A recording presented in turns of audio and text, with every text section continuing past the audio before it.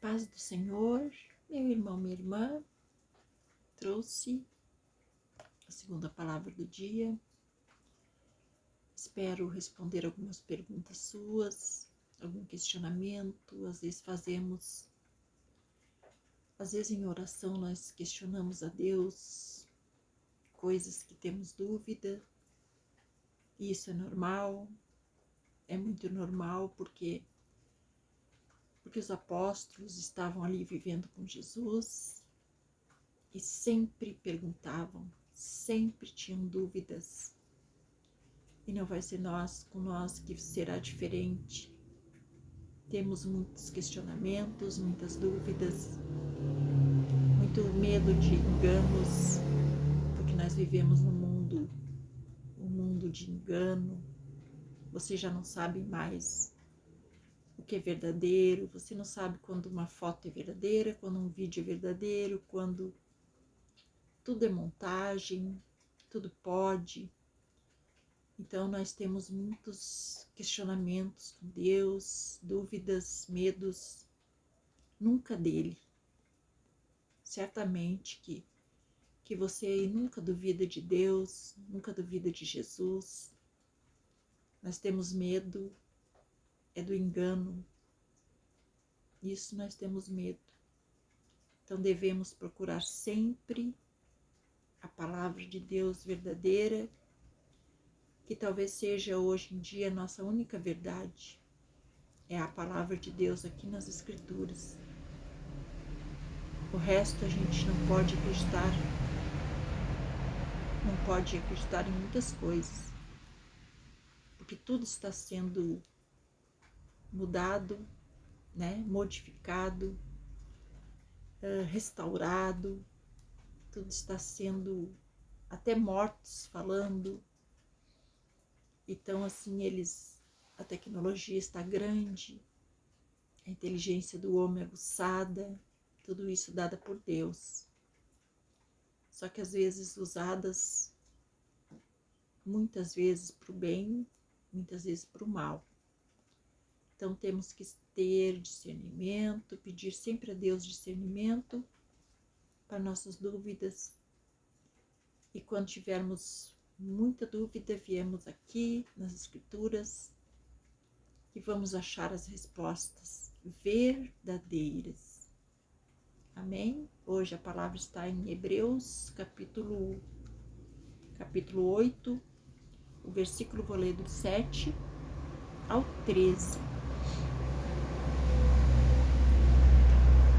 Porque se aquela primeira aliança tivesse sido sem defeito, de maneira alguma estaria sendo buscado lugar para uma segunda. E de fato, repreendendo-os, diz: Eis aí vem dias, diz o Senhor, e firmarei nova aliança com a casa de Israel e com a casa de Judá. Não segundo a aliança que fiz com seus pais, no dia em que os tomei pela mão para os conduzir até fora a terra do Egito, pois eles não continuaram na minha aliança, e eu não atentei para eles, diz o Senhor. Porque essa é a aliança que firmei com a casa de Israel. Depois daqueles dias, diz o Senhor, na sua mente imprimirei as minhas leis, também sobre o seu coração as inscreverei. E eu serei o seu Deus, e eles serão o meu povo. E não ensinará jamais cada um o seu próximo, nem cada um o seu irmão, dizendo: Conhece ao Senhor, porque todos me conhecerão, desde o menor deles até o maior. Pois para com as suas iniquidades usarei de misericórdia, e dos seus pecados jamais me lembrarei. Quando ele diz nova, torna antiquada a primeira. Ora, aquilo que se torna antiquado e envelhecido está prestes a desaparecer. Amém? Aqui Deus falava da nova aliança, e que seria a nova aliança que Jesus estabeleceu depois que ele veio, depois que ele se ofereceu em sacrifício por todos os nossos pecados, nos trazendo a salvação, trazendo a todos aqueles que creem nele a salvação. Muitas pessoas têm dúvidas sobre a salvação, acham que é para todos e não é. A salvação acham que pode ser perdida, mas não é. Uma vez adquirida, você nunca perde. Se você adquirir sua salvação, se você crer em Jesus, se você se entregar seu coração a Jesus, crendo nele, você recebe a salvação para sempre. Porque você não pode perdê-la depois. Você só perde depois quando você começa, que você entrega seu coração a Deus, você recebe essa prova, que é a prova que você vai ter que abandonar seus pecados, sofrer uma transformação. Essa transformação vai ser Jesus que fará em sua vida, através do Espírito Santo. Então você sempre a terá. Quando você falhar, você vai estar ali sendo provado, como Jesus foi provado no deserto, como todos passaram por provas, você vai estar sendo provado para você provar que você realmente vai querer viver dependendo de Deus, que você vai querer se livrar dos seus pecados. Muitas pessoas não conseguem ficar dependentes de Deus. Não é por isso que você vai perder a sua salvação. Você tem que obedecer os mandamentos de Deus, viver sob as leis de Deus, porque você vai estar vivendo debaixo da graça de Jesus e Ele vai estar ali com você todos os dias. Ele vai levar você por um caminho onde você não vai desviar para a esquerda nem para a direita, você vai seguir em frente. Só sua perseverança é que vai continuar levando você para o caminho certo. Então aqui em Hebreus, já no capítulo 6, eu vou ler para você o que diz aqui, eu ensino para você ver. Isso não são palavras minhas, gente. Não são palavras minhas, porque eu de nada também sei. Tudo que eu sei é que eu estou agora recebendo para trazer aqui para você a mensagem. Então aqui diz, pode um verdadeiro cristão perder a salvação? Então aqui diz, os verdadeiros fiéis possuem a segurança eterna. As 4 ações verbais, uma vez foram iluminados e provaram o dom celestial e se tornaram participantes do Espírito Santo e provaram a boa palavra de Deus, parecem exprimir a autêntica experiência de conversão cristã. Alguns interpretam essa passagem como argumento mais forte e comprova a impossibilidade de restabelecimento da salvação, caso fosse possível perder a salvação. E não é esse o caso, né? Outros versos confirmam a crença do autor de qual a salvação não pode ser perdida. Um verdadeiro cristão pode voltar às condições de perdido. O autor propõe uma hipótese, não uma possibilidade. Se um cristão pudesse perder sua salvação, Então seria impossível que ele se salvasse novamente. Mas a salvação não pode ser perdida. Um fiel verdadeiro não pode voltar atrás e deve seguir adiante. Então, o juízo ameaçador refere-se à perda de galardão e não à perda de salvação. Então, Deus não é realmente possível. Do ponto de vista de Deus, não é realmente possível ser salvo e depois perder a salvação.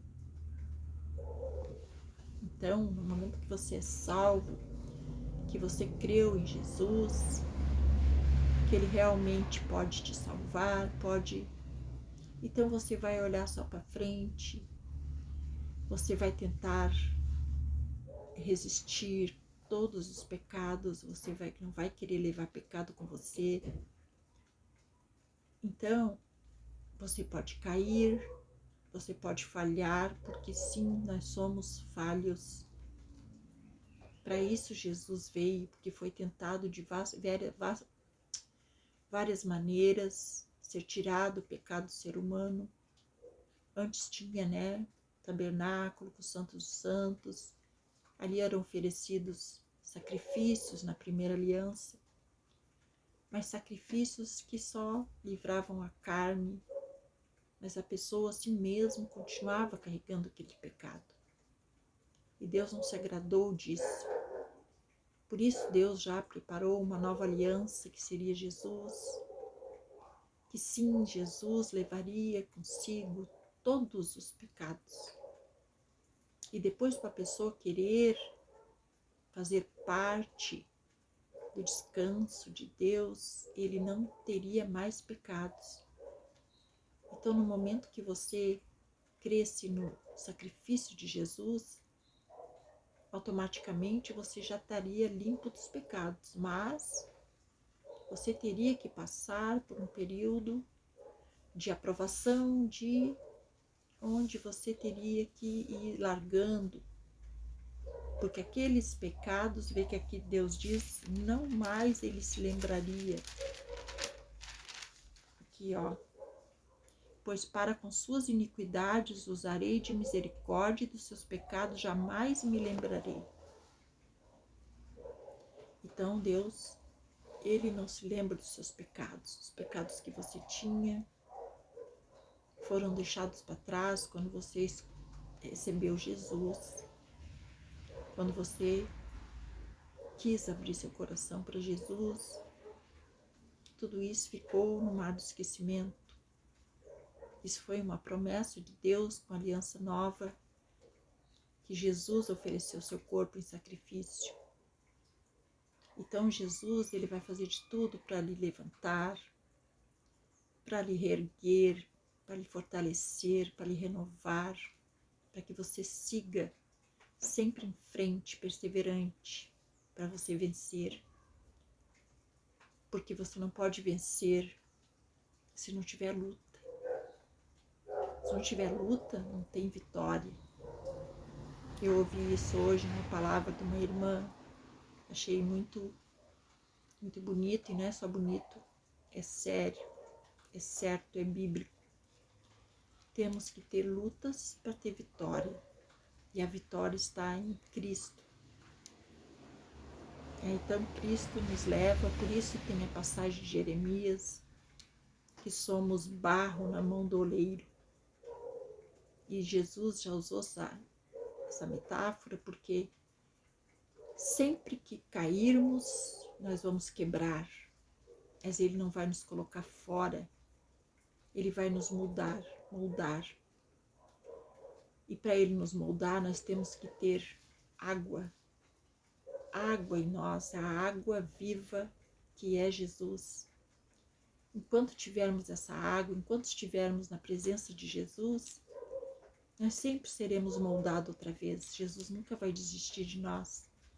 Não importa o tamanho de falhas que tivermos, mas nós temos que estar na presença dEle. Enquanto estivermos na presença dEle, nós ganhamos novo formato.